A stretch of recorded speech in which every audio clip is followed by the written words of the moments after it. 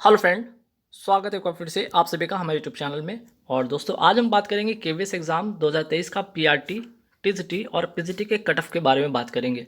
आप सभी को पता है कि आपका जो केवीएस का है आंसर की जारी कर दिया गया है। अब आंसर की, ठीक है ना, आंसर जो की है, आंसर की जारी होने के बाद अब सवाल सबसे बड़ा आता है कि इसका क्या कट ऑफ रह सकता है। अगर मैं बात करूँ पीआरटी का या टीजीटी का या पीजीटी का, तो क्या रहेगा आंसर की आने के बाद।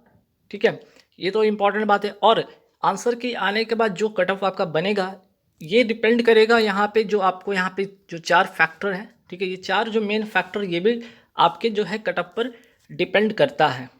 ठीक है, ये भी आपके कट ऑफ पर डिपेंड करता है।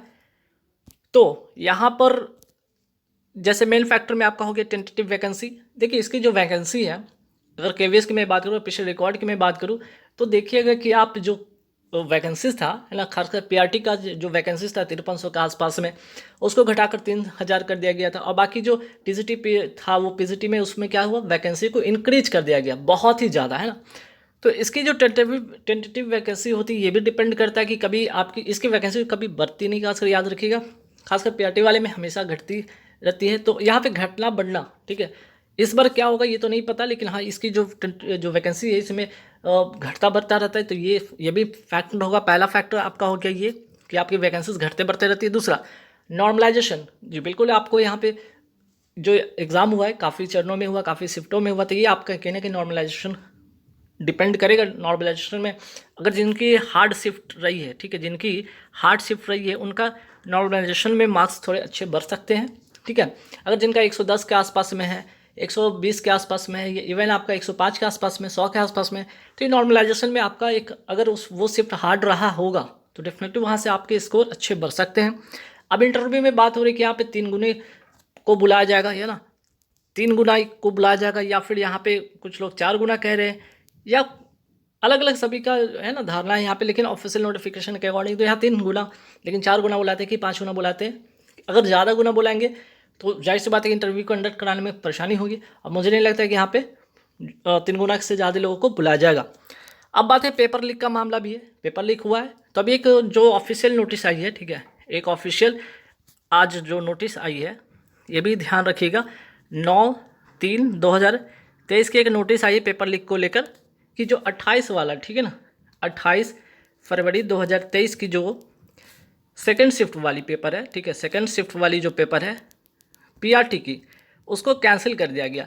और ये पीआरटी का जो पेपर कैंसिल किया गया, ये कुछ जो सेंटर है उसका कैंसिल किया गया, जैसे बिहार का कुछ सेंटर है, वहाँ पे इसकी जो है पीआरटी वाले पेपर को कैंसिल कर दिया गया। और इसकी जो अगली जो तिथि निर्धारित किया गया है, 11 मार्च 2023 को तिथि निर्धारित किया गया है ना।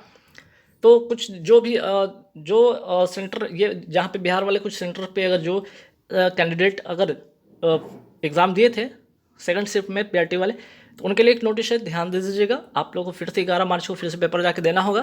तो ये तो हो गया।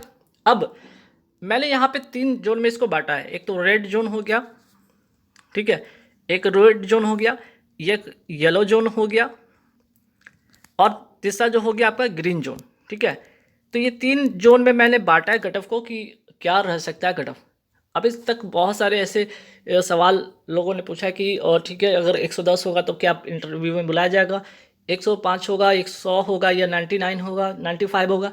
तो इसी से संबंधित एक कट ऑफ का वीडियो मैं फिर से लेकर आया हूँ। तो यहाँ पे मैंने फैक्टर बता ही दिया। आप लोगों को जो पेपर लीक का था 28 फरवरी वाले, वो जाके अपना पेपर दे लीजिएगा, ठीक है, 11 मार्च का जिनका जिनका है, जिस सेंटर पे है।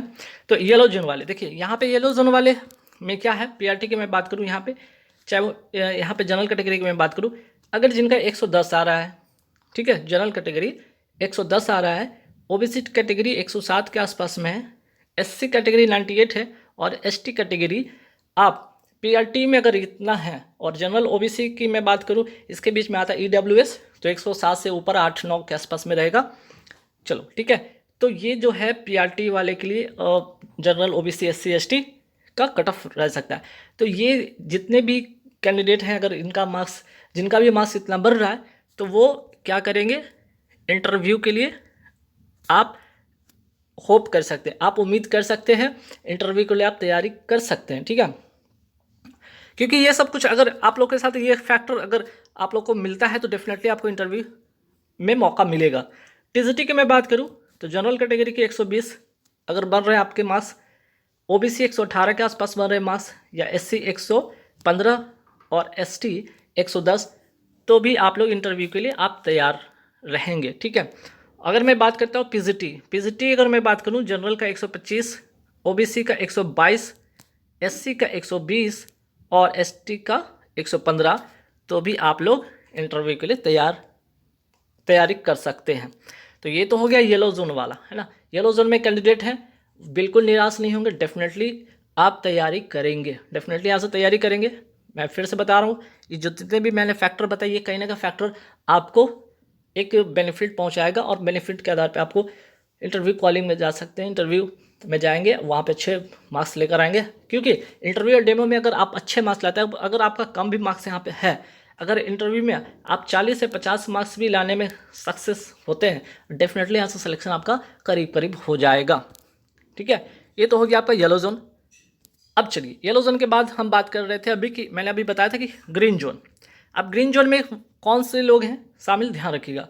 जिनका भी मार्क्स, अगर मैं बात करूँ पीआरटी, जिनका भी मार्क्स जैसे जनरल कैटेगरी 130 है, ओबीसी 125 है या आसपास में है, ठीक है, एससी 122 के आसपास में है, एसटी 120 के आसपास में है, तो ये 100%, ठीक है, ये 100% इंटरव्यू, ये 100% इंटरव्यू की क्या करेंगे, तैयारी करेंगे, आप तैयारी करेंगे। ठीक है, 100% आप इंटरव्यू की तैयारी कर रहे हैं, ध्यान रखिएगा।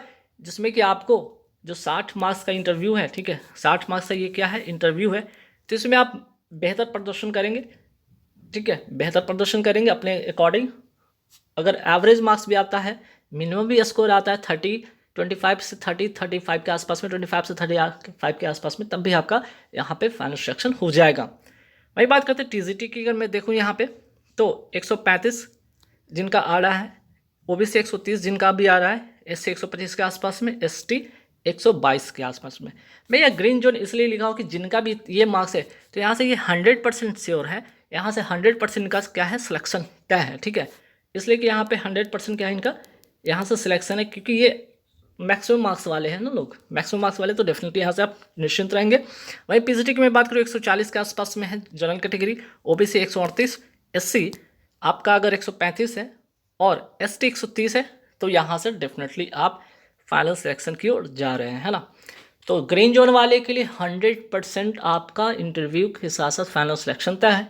येलो जोन वाले के लिए एक मौका बन सकता है, एक अपॉर्चुनिटी बन सकता है, जहाँ पे इंटरव्यू आप जा सकते हैं इंटरव्यू में, और इंटरव्यू में आप वहाँ पे क्या कर सकते हैं, आप बेहतर प्रदर्शन करेंगे, वहाँ से आप फाइनल सिलेक्शन की ओर जा सकते हैं। तो ग्रीन जोन, येलो जोन, ठीक है। चलिए, ये रहा ग्रीन जोन की बात।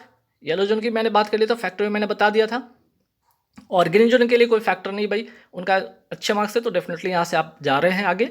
ठीक है, अब आती है बारी यहाँ पे रेड जोन, है ना। अब यहाँ से बारी आती है रेड जोन। रेड जोन में कौन लोग होंगे, तो रेड जोन में वैसे लोग होंगे जिनका लेस दैन, ठीक है, लेस दैन येलो जोन वाले, है ना। येलो जोन से जिनका भी कम मार्क्स आ रहा है, ठीक है, येलो जोन में मैंने बताया था कि 110 था, इवन 95 था, है ना, 98 था, इससे कम अगर आपका है 95 से लेकर कम है आपका, तो यहाँ से आपकी बिल्कुल भी बात नहीं बन रही, ठीक है, बिल्कुल भी बात नहीं बनेगी, ये बात आप मान लीजिएगा। तो रेड जोन की मैंने जो बातें किया, यहाँ पे ध्यान रखिएगा। रेड जोन वाले, ठीक है, रेड जोन वाले अगर आप येलो जोन से, ठीक है, येलो जोन से आप अगर कम है, ठीक है, येलो जोन से आप अगर कम है, तो यहाँ पे आप नहीं जा पाइएगा आगे। ठीक है, कहने का मतलब कि अगर ये मार्क्स जो जनरल कैटेगरी से अगर कम आ रहा है, 110 से कम आपका आ रहा है पीआरटी में, तो नहीं जा पाइएगा रेड जोन में। मतलब 110 से कम है, नहीं बात बनेगा। टीजीटी अगर जनरल 120 से कम है तो भी बात यहाँ नहीं बन पाएगा। ठीक है, और 125 से अगर पीजीटी में कम है जनरल कैटेगरी, तो बात नहीं बन पाएगा। वहीं अगर मैं एसटी कैटेगरी की बात करूँ, अगर 95 से कम बढ़ रहा है आपका, ठीक है, पीआरटी में, तो यहाँ से आपके लिए मुश्किल हो जाएगा। 110 से कम है तो भी मुश्किल आप में है आप, और 115 से पीजीटी वाले हैं तब भी आप रेड जोन में। तो ये आपका फिर ये टोटल फिर डिपेंड करेगा लक बाई चांस, है ना।